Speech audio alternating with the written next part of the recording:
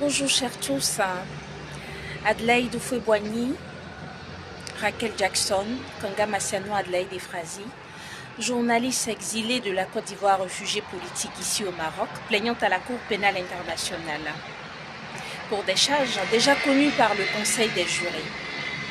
Comme de coutume, ma plainte est toujours maintenue à la Cour pénale internationale jusqu'à ouverture de procès et fin de procès.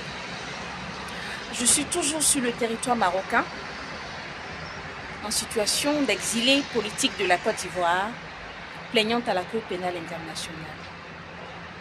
J'insiste, je persiste et je signe. Je ne suis pas la chargée de communication de qui que ce soit. J'utilise mon propre téléphone portable. Je fais mes propres publications, d'où ma profession de journaliste. Alors, je suis journaliste de profession, de formation.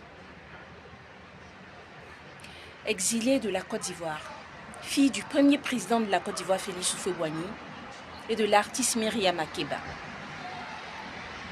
Depuis le 10 mai 2018, je suis réfugiée politique ici au Maroc. Ma plainte est maintenue à La Haye. Je ne travaille pas pour quelqu'un, je ne robotise pour personne. Je travaille pour ma propre personne.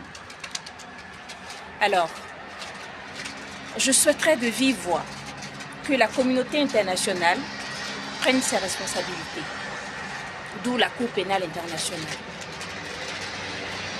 Séance tenante, j'ai toujours dépendu et je dépends de ma personne.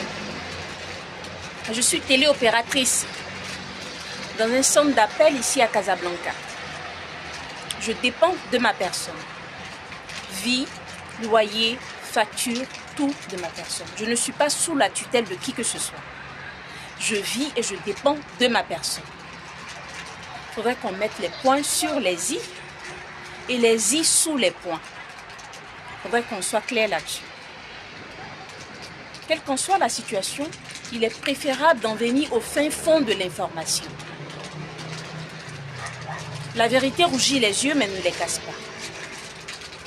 Je suis exilée de la Côte d'Ivoire et réfugiée politique au Maroc. Il faudrait qu'on soit clair là-dessus. Séance tenante, à l'instant A, je suis téléopératrice ou téléconseillère dans un centre d'appel. C'est le seul métier que j'ai fait depuis mon arrivée à Casablanca, depuis mon arrivée au Maroc jusqu'à ce jour. C'est vrai qu'il y a eu des embûches. Il y a eu des moments de persécution où il y avait le combat, la persécution devant le HCR. Même devant le HCR, je travaillais dans un centre d'appel.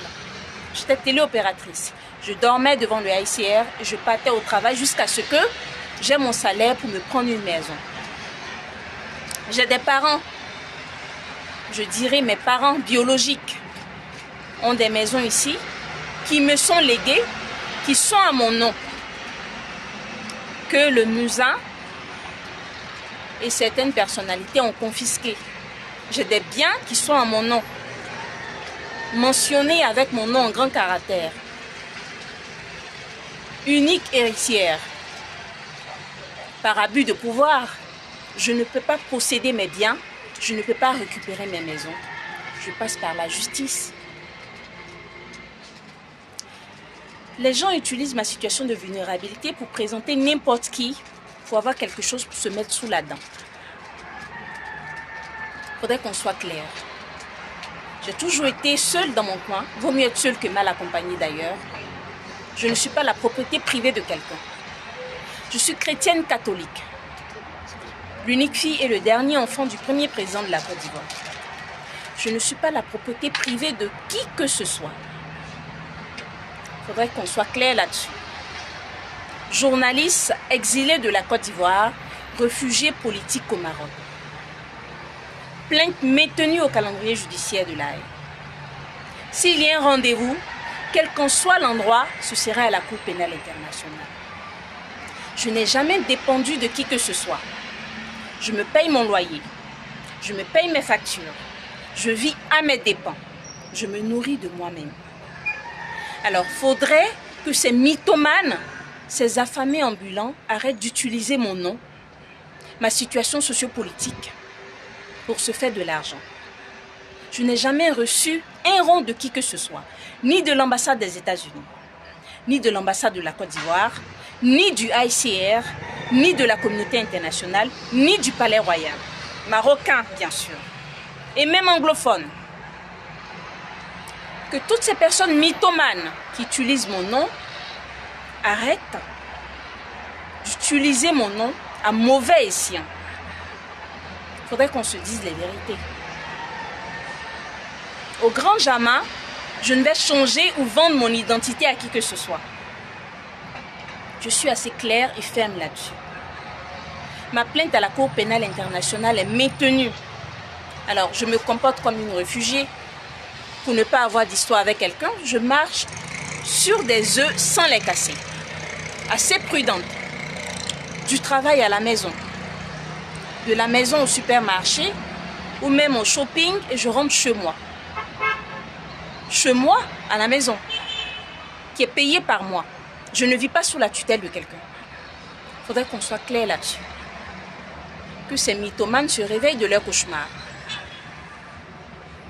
Alors, pour clore mes propos, je souhaiterais souligner, bien sûr, le maintien de ma plainte à la Cour pénale internationale, qui ne sera jamais retirée jusqu'à ouverture et fin de procès. Justice, justice, justice triomphera. Sur ce, à bon attendeur, salut.